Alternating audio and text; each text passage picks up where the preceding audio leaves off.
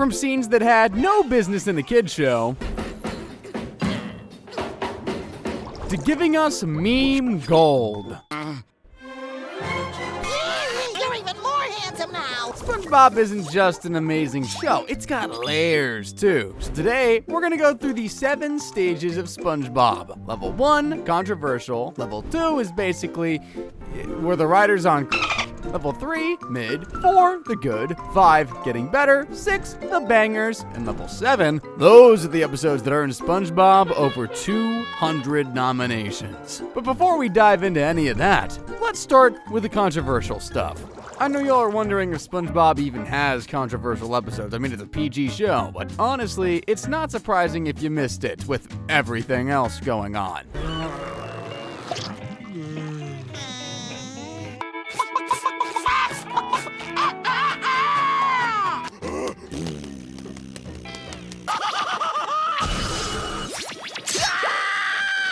Yeah, we can spend all day watching those silly scenes. Well, my acting coaches will definitely tell me, oh yeah, absolutely. I know the writers try to keep the show fun and funny while hitting both kids and adult audiences alike, but some episodes just gotta go, and Midlife Crustacean's definitely one of them. The episode kicks off with a certain crab.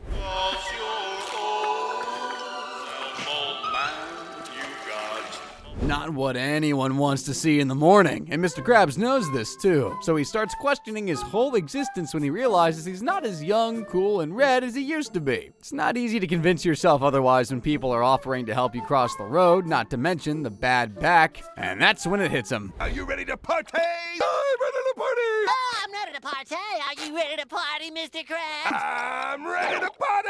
Are you ready to party? Stop it! Yep, out of all the fish and sponges in the sea, he decides to go partying with SpongeBob and Patrick. Not surprisingly, things don't go the way he planned. Are you feeling it now, Mr. Krabs? Are you feeling it now, Mr. Krabs? You feeling it now, Mr. After thou feeling it now, Mr. Krabs. Can you feel it, Mr. Krabs? Can you feel it, Mr. Krabs? To spice things up, they decide to go on a panty raid. Not even making this up. But in a twist of events, they discover that they raided the wrong house. I feel young again. Eugene? Mother? What are you doing with my bloomers? Absolute karma. This episode was banned in 2018 for obvious reasons. We're talking about breaking an entry, evasion of privacy, also just plain perverted. Even though Mr. K was grounded by his mom, it kind of reminds me of another questionable scene of the show. You cannot pass unless you defeat me, the Tickler. Look. The Tickler? Now, I might just be one with a rotten mind, but I can't be the only one who noticed how weirdly specific that gag feels. On our next controversial episode, we have Rockabye Bivalve. In this episode, while SpongeBob and Patrick were on their usual morning madness, they discovered something unusual. What did you say? Well, I didn't say anything. See you later, then. All right, quit messing with me. Oh, but it is you. It's a baby scallop. That's what's messing with us. I'll take care of this. No, Patrick! Typical Patrick. Thanks to SpongeBob, the two of them agree to adopt the baby scallop and raise it as their own, which is weird because the two of them can hardly take care of themselves. What he needs is a tiny Krabby Patty. Let's try a donut. All we have left is this apple. Of course. Wait! What? Do something, SpongeBob. Look at the funny face. Hold on just 1 second. Here he is. How did you know? Well, I stand corrected. The two of them split parenting roles. The SpongeBob is the mom and Patrick is the dad. Not your stereotypical parents, but they were a couple that worked.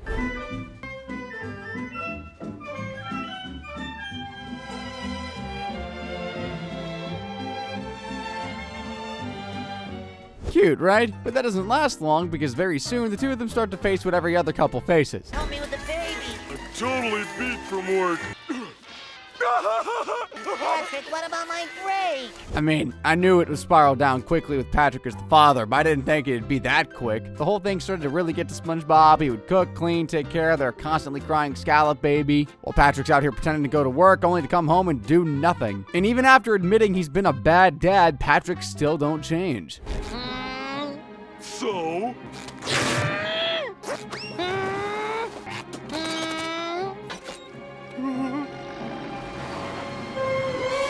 this point, they might as well just file for divorce and split custody or something. While they're too busy arguing, Junior jumps out of the window, giving the happy couple the biggest scare of their lives.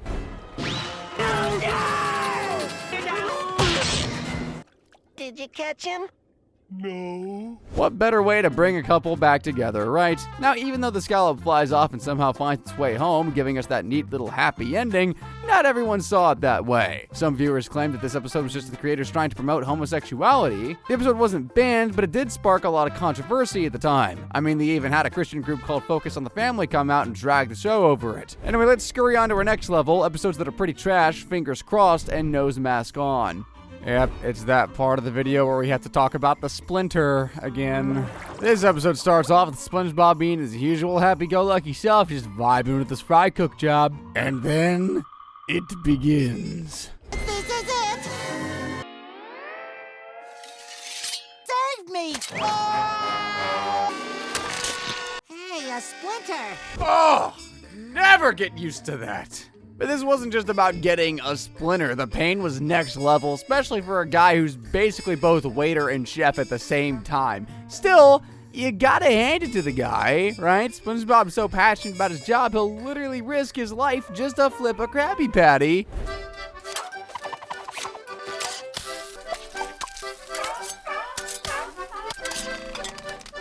Perfection. Squidward finds out about the splinter and decides to take advantage of it by telling SpongeBob he'd be sent home if Mr. K found out about his injury. And for someone who's been Employee of the Month 374 times, that kind of thing would taint his record. It also doesn't help that Mr. Krabs knows this restaurant like the back of his claws.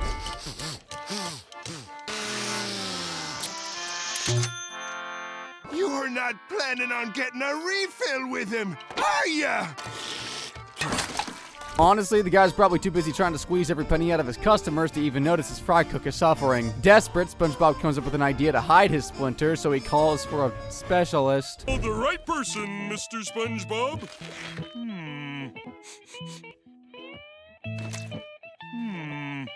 Interesting. Sometimes I really question SpongeBob's choice of judgment, because in what world is Patrick qualified to check an injury? Dude doesn't even have fingers. You can already guess what Dr. Patrick does. Appears to be a little bit of swelling. A little bit of swell in my calves, and then he whips out the garbage bag. Whatever happened to ice? Not like Ice Cubes are gonna save that monstrosity, though. Just when the splinter looks like something out of a frackin' horror movie, Dr. Patrick leaves him hanging and scrams. What's what? Behind your back. You mean this? SpongeBob, Yes. have you always had 3 legs? Yes. With his cover blown, no thanks to Squiddy, SpongeBob fesses up to Mr. K, and he does the only logical thing. No problem.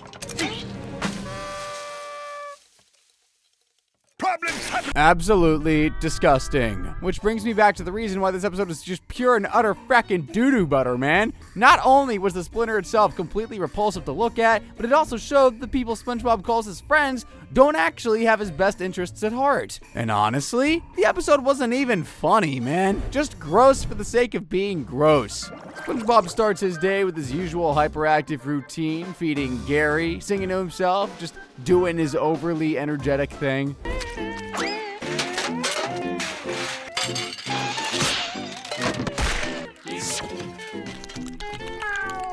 But then SpongeBob starts feeling bad because he can't take Gary for a walk. I mean, he's trying to be a good pet dad, even though Gary couldn't really give a dang.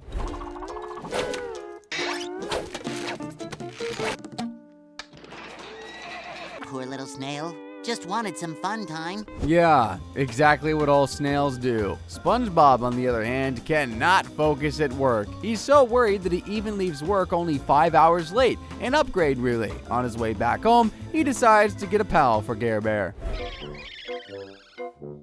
That is so precious. Sold! I'll take that one right there. Huh? Oh, yeah, this is the one. Gary's gonna be so happy. Beware, boy. This is no ordinary pet, especially around other pets. Instead of listening to the seller's warning, SpongeBob treats it like a pop-up ad with the terms and conditions no one reads. He even names this unknown creature Puffy Fluffy.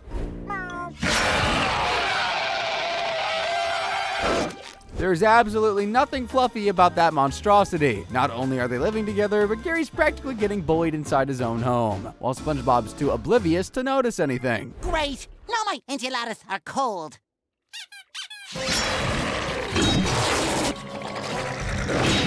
He wasn't just ignoring Gary, but actively putting him in danger. The little guy's just scared out of his frackin' life, and his incompetent owner, he's out cold, snoring, possibly dreaming about flying Krabby Patties or something. With all that said and done, Gary realizes he's going to have to defend his shell life all by himself.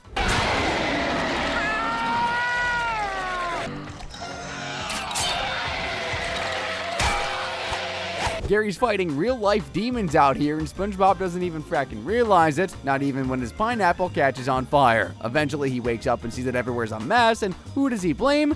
Gary, of course. Gary! You put Fluffy down right now! Bad! Bad boy! Bad! Bad, Gary! Bad! It wasn't until Gary pulled out all the moves he learned from being home alone to save their fracking butts that SpongeBob finally came to his senses. Nah, I'm kidding. He still found a way to blame him. Well, Gary, what do you have to say for yourself? So you can already see why this episode is absolute garbage. It was so out of character for SpongeBob to be that negligent of Gary. I wish Gary had legs so he'd just leave him alone with Puffy Fluffy, which reminds me of this scene.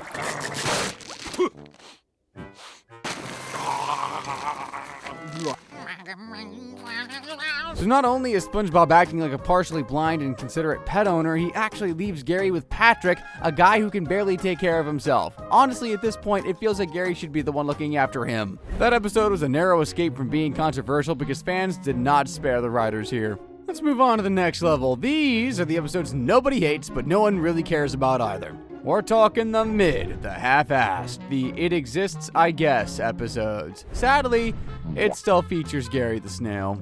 In the Great Snail Race, the day starts with Squidward getting a mysterious package, and of course his nosy neighbors are right around the corner dying to know what it is. Turns out Squidward got something totally out of character. Snail! Fancy! She's a purebred. Looks like Gary has a new little playmate. Wow, a snail made out of bread. Definitely not what he means, Patrick. After flaunting his fancy new snail Snelly, Squidward rubs it in their face that he's going to be entering an even fancier snail race. At first, SpongeBob had no plans to compete, but after all that smug bragging, he suddenly decides he's got to show off his own snail. Snail. Looks like we're gonna start our training now, ladies. It's a motivational tool we coaches use. This is one of those hidden adult commentaries that the writers sneak into a kid's show and act clueless. Back to Gary. SpongeBob starts his training, but the only race his house snail can win is running to the remote. Even Patrick's entering the race with a rock, apparently. They'll let anyone compete these days. So Coach SquarePants decides it's time to get serious. Gary, no more fooling around. Time to get serious.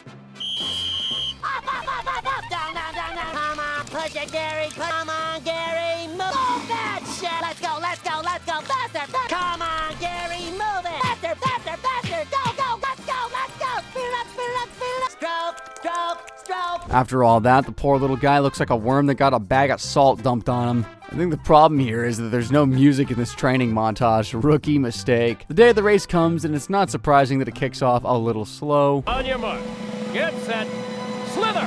The other two competitors in the dust. And Coach SquarePants is too hung up on trying to win that he doesn't even care what condition he's in and keeps yelling at him like a soccer dad in finals. I mean, even Patrick's being nicer to his inanimate object. Just when Gary eventually starts to move, things go south. Don't give me that look right now. I said now, mister.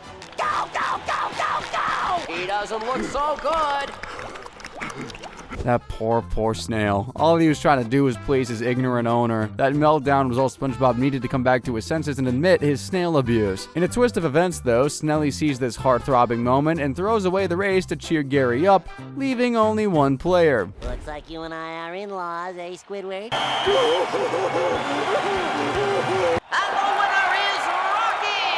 Nobody could have seen that coming. Same way no one could have guessed that Karma would catch up to SpongeBob one season down the line when Gary runs away. I neglected you to run away. Your meow right now would sound like... Sad, but it's what he gets for constantly stressing out the little guy. And a lot of SpongeBob fans agree this episode could have hit just as hard without watching SpongeBob straight up abuse Gary, only to still lose the race. Next mediocre episode goes to Hide and Then What Happens. Look, I'm not even going to try to convince you on how mid this episode is, because what kind of episode starts like this? Hi, Patrick. Hi.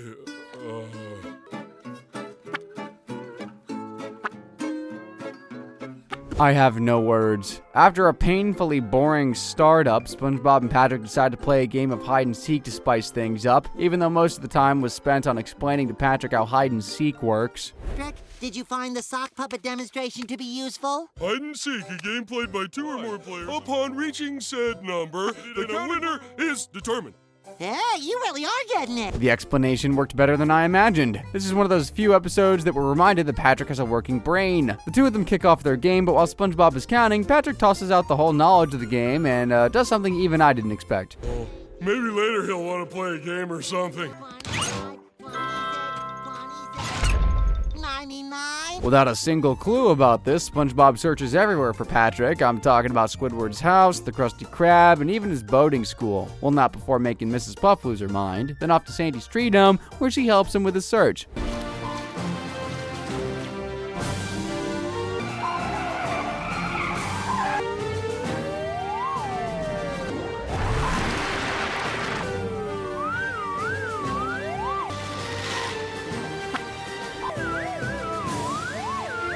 I think that's cheating, but don't matter anyway. SpongeBob checks every nook and cranny below the sea, well, except Patrick's house, till he reaches the end of the world. Actually, just a bar named the end of the world. And that's where he gets a glimmer of hope. I can't believe it. My name is Patrick. Patrick, not Star. Or it looks like the Zen Surfer version of Patrick, but this is where SpongeBob finally throws in the towel and does the mature thing. Patrick! I was just leaving you this note. You were under there the whole time? Underwear. Dear Patrick, I couldn't find you, so you win. Wow, that was exhausting to watch. The episode's literally called Hide and Then What Happens, and apparently the writers were asking the same question. No funny scenes, no real plot, just Patrick and SpongeBob wasting everyone's time. Now that those lullabies are out of the way, let's get a move on to level 4, where the good stuff is. The episode 2 SquarePants or Not to SquarePants starts with more thought than the last.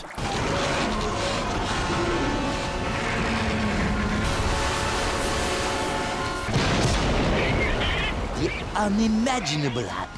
We even get the classic French narrator intro, who, fun fact, is also voiced by none other than Tom Kenny, the same guy who voices SpongeBob. So basically, SpongeBob is narrating his own life in a fake French accent. It's laundry day, and you know what that means. Laundry day, Gary! SpongeBob spends his day doing a deep clean on his house. That's before getting distracted by one of Patrick's shenanigans and totally forgets to take out the laundry from the machine. So his clothes shrink. I'm not even talking about 1 or 2 sizes smaller either. They've shrunk! If I were him, I'd sell those to Plankton. Straight away, he heads to the mall to order a new set of pants, in his underwear too. That's where he gets the bad news. There are no square pants available. Probably because he's the only person who's ever ordered a pair. So he decides to try a new look. You must be SpongeBob Fancy Pants. Clothes really do make the man. Was kinda digging those ripped pants, but yeah, that's when SpongeBob gets a set of round pants. They weren't so bad, but they did have a tiny issue. Well, not so tiny. Nobody recognized him, not even his best friend, quote unquote. I mean, to be fair, his whole identity is tied to those pants. The only person who did recognize him was Squidward, which basically counts as nobody, so he decides to start all over again. My name is SpongeBob Round Pants. First step was to get a job with the Krusty Krab, and I guess the next step was to frustrate the living daylights out of Squiddy. Dude wouldn't even let him poop in peace. Slowly but surely, he picks up Squidward's bad habits. Not in everything you know.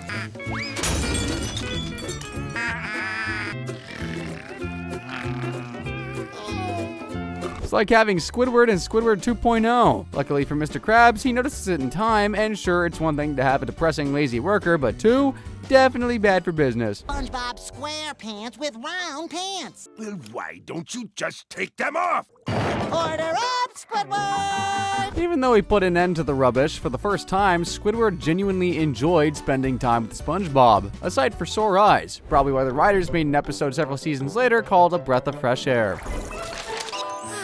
Huh? The new Squidward sure is helpful. Here we see Squidward with the biggest smile we've ever seen. Okay, maybe tied with his day off face. Sure, it looks like a massive jolt of electricity to his brain to get there, but hey, progress is progress. Another good episode is one from the first season of SpongeBob, F-U-N. It would have been ranked higher, but it could have been better considering the show had just begun. It all starts with the Krusty Krab and its crew going haywire after being intruded upon by a certain Krabby Patty thief. Can you spot him, Mr. Squidward? There appears to be a Down there, sir! Krabby Patty napping in progress. Could have just gone through the door. Oh well. With the Krabby Patty in the hands of the mysterious thief, SpongeBob races to the rescue. After a very dramatic chase around Bikini Bottom, SpongeBob gets a hold of the Krabby Patty with the power of blabbing. He told us, if you believe in yourself, all your dreams. I can't take it! That's a different form of torture. Feeling defeated, Plankton begins to cry about the chum bucket. And of course, you know SpongeBob Cry Pants couldn't help but feel bad too. Meanwhile, the rest of Bikini Bottom's out here roasting him because he, you know, it's Plankton. SpongeBob, being the eternal optimist, decides to be a good person and befriend Plankton. What happens after we eat him? You catch him like this, like that. And At first, Plankton would rather choke on his own chum than hang out with the same sponge who humiliated him, but then he realizes what better way to get close to the secret formula than playing nice. Anyway, Plankton isn't really good at eco-friendly games, no surprise there.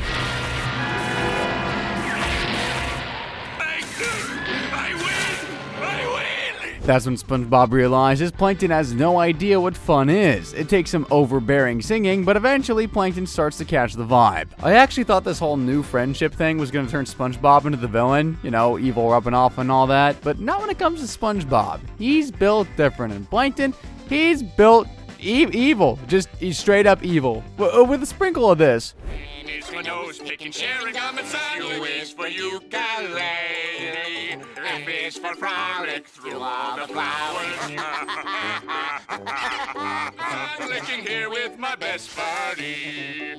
There's a catchy ring to it. Good news is, Plankton was so caught up having that he forgot to steal the Krabby Patty formula, and even his computer wife gave him an earful. Since SpongeBob doesn't have a wife, Mr. Krabs gives him his own warning. And to the whole world, it appeared Plankton had gone straight.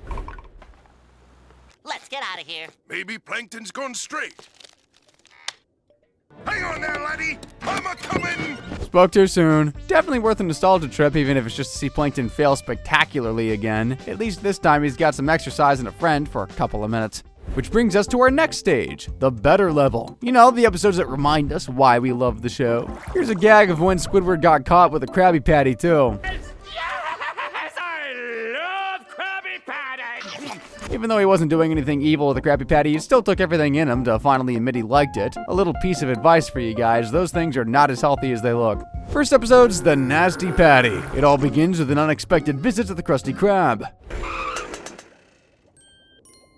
Change your underwear! The health inspector's here! Yep, the health inspector's here. And if Mr. Krabs wants to keep swimming in money like Scrooge McCrabs, he's got to pass this inspection. Mr. Krabs sends out his most trusted employee to do the wooing. Alongside calling the inspector romantic names, they offer him the exclusive Krusty Krab treatment. Fry the crunchy kelp dog, sir. Barnacles are fresh, Or diet red's exquisite. Some fresh gentlemen! I might just quit my job for his. Just when the inspection's about to come to a close, news breaks out that a fake food inspector was on the move scamming innocent fast food restaurants. And seeing the amount of food that guy ate, Mr. Krabs is raging red about being duped for free food. So he whips up one final meal, the last one this guy's ever gonna eat. Why, that's the most diabolical... I call it the Nasty Patty. More like the Scary Patty. The thing is so hideous that it makes the creation Frankenstein look like Lego toys. Luckily for the health inspector, he chokes on a fly and dies before taking a bite into that monstrosity. Well, the two fast food idiots just stayed around the corner laughing their butts off until...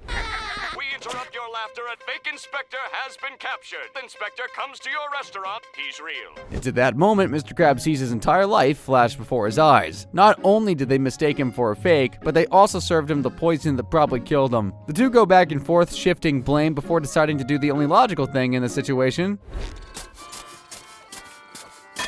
Yep, they decided to bury the evidence. Right when they think they're through, the cops show up and scare the ever-living daylights out of them. Surprisingly, they were just there to ask for Krabby Patties. Wait until they hear what happened to the last guy who had one of those. While SpongeBob's struggling to not poop his pants and spill the beans, the funniest thing happens. Stay calm and don't lose your cool, understand? Can I lose my I cool now? They're not very good at this hiding a body thing, are they? They head back to the Krusty Krab, and SpongeBob's one nervous laugh away from confessing to murder, and Mr. Krabs is already planning how to bribe his way out with coupons. Just when they think they've reached the bottom of the fryer, the dead health inspector walks right back in, alive, confused, and probably traumatized for life. Hey, you guys. It's the zombie! Die, zombie! Take that, you zombie! Good police work, Officer Nancy. I kind of want to rate this episode higher because it cracked the hell out of me, but the fact that SpongeBob and Mr. Krabs are almost murderers had to bring this down a bit. The good news is they passed the health inspection. And I wish I could say this next episode would brighten the mood, but it stars Squidward tentacles, so yeah, there's only so much brightness we can expect from him.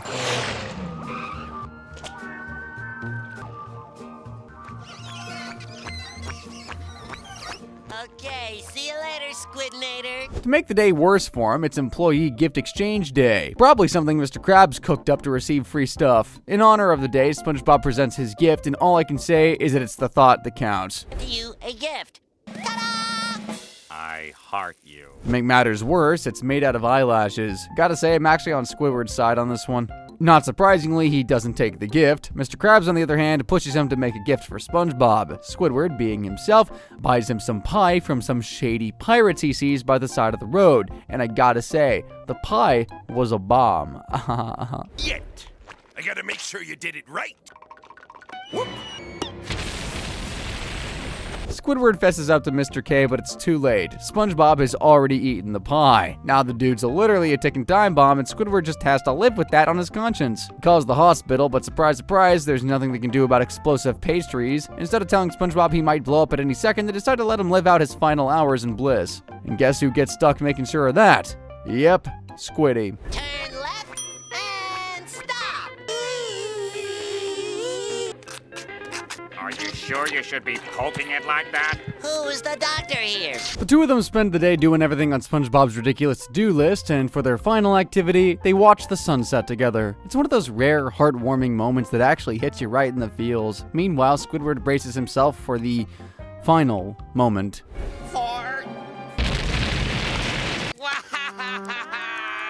What a sad moment. Well, it turns out that was just SpongeBob playing with some explosive bubbles. Don't ask me why, man. We did get to see a different kind of explosion, though. That's not what I meant, you barnacle head! Ooh, good one. As much as I like seeing Squidward in a mad frenzy, I can't help but think that underneath all that chaos, he was low-key happy to say goodbye to SpongeBob. You know what's even more hilarious? I was saving it in my pocket. Oops. At least his efforts didn't go to waste. Well, on to the big boys. Now we're moving on to the great level. I'm talking about episodes that hit every spot in our eyes, brains, and hearts. You know, for a city underwater, the place is blown up more times than I can count. Here's a random clip of Bikini Bottom getting blown up into pieces by a high-tech dishwasher.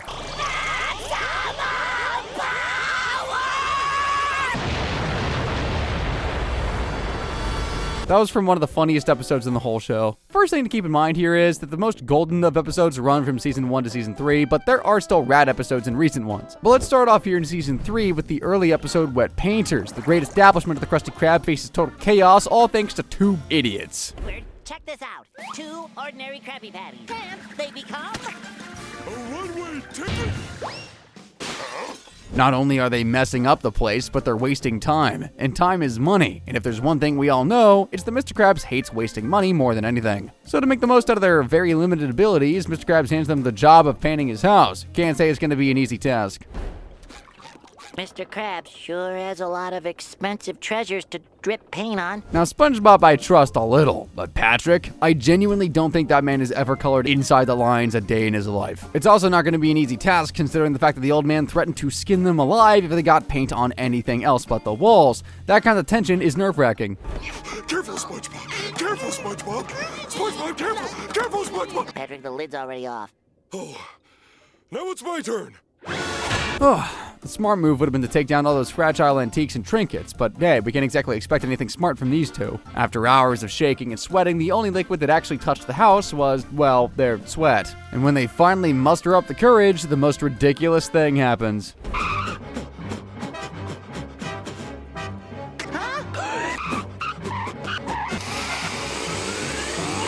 If you think that was bad, wait till you hear that Patrick blew a second paint bubble on purpose. Ladies and gentlemen, just when you think it couldn't possibly get any worse than that, the starfish proves me wrong again. Nonsense!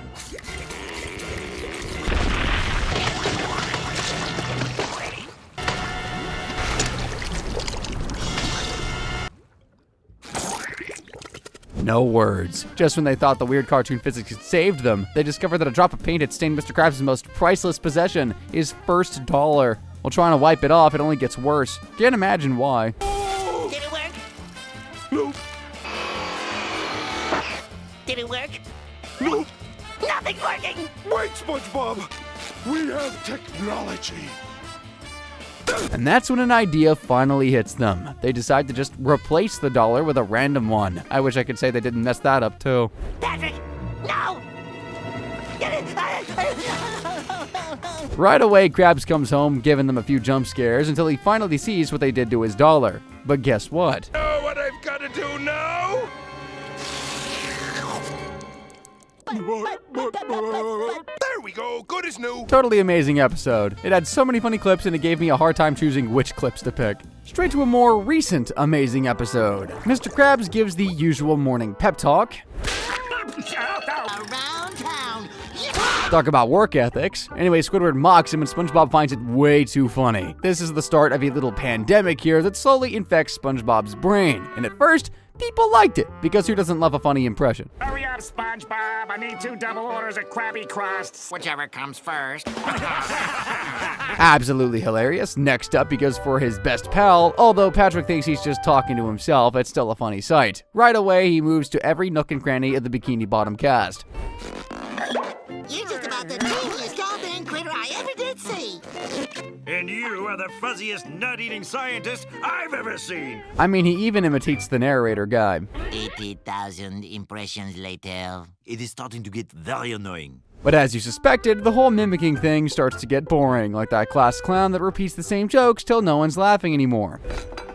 Oh, you want some extra napkins, please? Stop it! For the love of Neptune! No one wants to see a constantly perfect image of themselves every dang time, not even Squidward, and that's saying something. He even quits. That's when we find out SpongeBob's gone full-on bonkers to something called mocking mimicry madness. It's so bad that his friends, and Squidward, show up at his house for an intervention.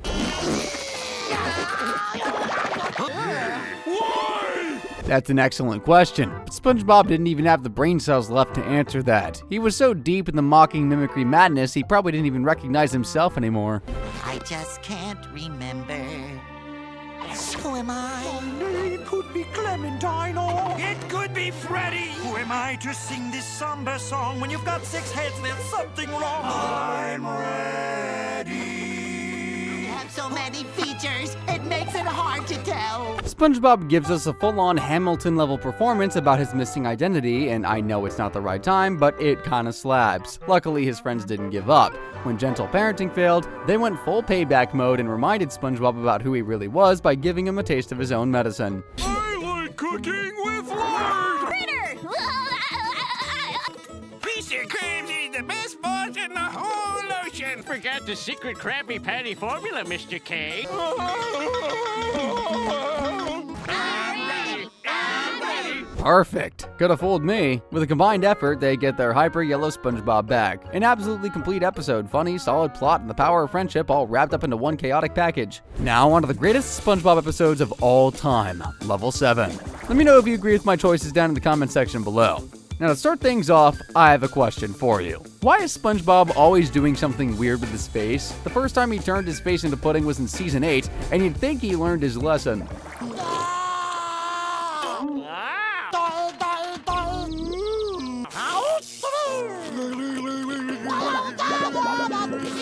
At least this time he suffers with his friends. Misery loves company, especially when your face is melting. Anyway, ladies and gentlemen, fish and barnacles, I give you Friend or Foe, featuring our top frenemies. Surprise!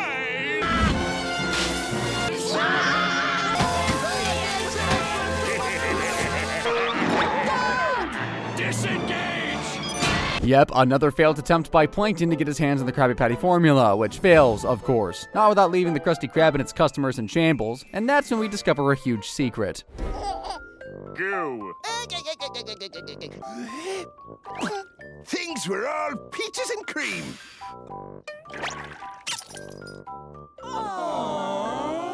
Yep, Mr. Krabs and Plankton used to be best friends. Not just any best friends, the ones that stuck together through thick and thin. Plankton would get bullied because of his size and his overbearing science experiments, while Mr. Krabs was looked down upon because he was poor. There you go, son. Your outfit's all finished. Oops. I missed a spot. Hilarious, but sad, which honestly explains a lot about why Mr. Krabs is so greedy with his money now. With that in mind, you can imagine my shock when I found out how he spent his very first nickel. Me best pal, Plankton. Yeah, he spent it on his best bud, Plankton. Wouldn't have believed it if I hadn't seen it myself. But all that love and friendship flew right out the window when a certain burger joint called Stinky Burgers went under, thanks to financial troubles. Quitting time already? Now, if you'll excuse me.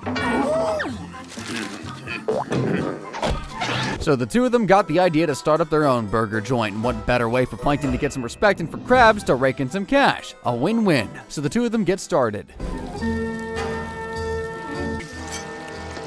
Gently. Gently. We finally emerged with the best-looking burger under the sea. If only it tasted as good as it looked. Turns out cooking food that people can actually eat requires, skill, and that's when their first real conflict of interest bubbles up. Burgers aren't for ruling worlds. And I couldn't hear you. What I was saying was, you'll regret this one day. And just like that, a beautiful friendship gets tossed aside, all because of some burgers. Or so we thought. Turns out Plankton remembers it a little differently. According to him, Krabs went full-on greedy mode the moment money started rolling in and booted him out, leaving him with nothing but one lousy ingredient: chum. Makes sense, kinda. But guess what? Both of them were lying through their teeth. Yep, they were both greedy, which led to this. Stop! That recipe's mine!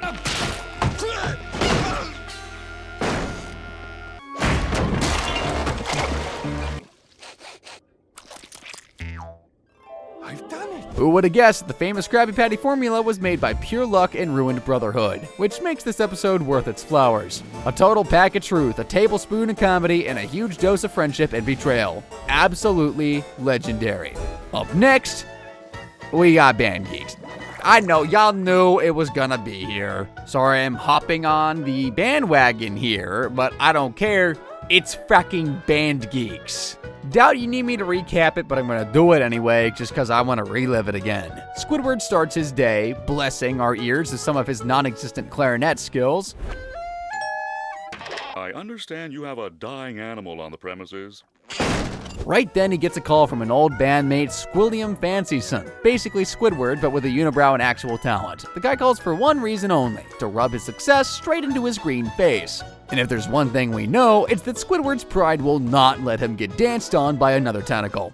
I do have a band, and we're gonna play that bubble ball. And thanks to that outburst, Squidward starts hunting for band members, and surprisingly, he gets a huge turnout. Citizens from all around Bikini Bottom show up to be part of his last-minute band. Is mayonnaise an instrument? Horseradish is not an instrument either. I have enough talent for all of you. Classic narcissist humor. Band practice kicks off, and instantly it turns into a circus. Dumb questions flying everywhere, people begging for free food, and by people, I mean Mr. Krabs. We get a couple of fights, questionable talents, and a couple of freak accidents. Flag twirlers, let's move!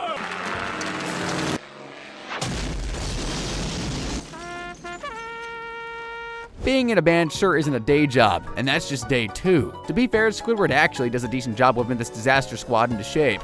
But let's be honest, no amount of organizing can make up for a total lack of talent or whatever this is. See?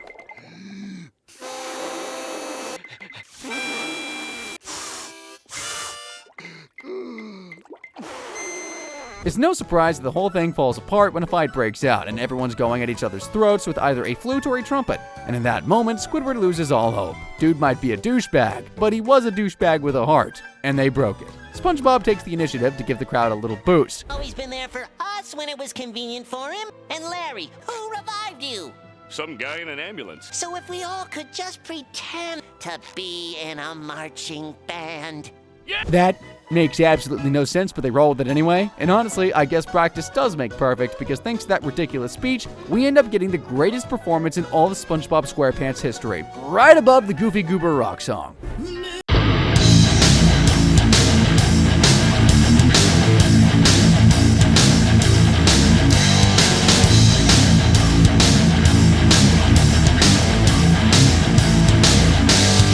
Peak entertainment. And that's a wrap on the 7 levels of SpongeBob. Let me know what your favorite episode was. Don't forget to keep an eye out for more videos like this one. See you in a bit. And as always, thank you for watching.